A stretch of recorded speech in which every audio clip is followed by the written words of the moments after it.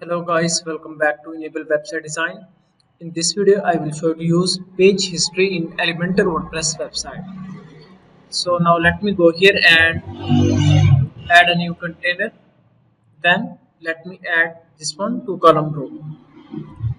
Now I want to add here some elements. So I want to add two images. This one and the next image should be this one. After that, let me click on publish button. And now let me reload this page.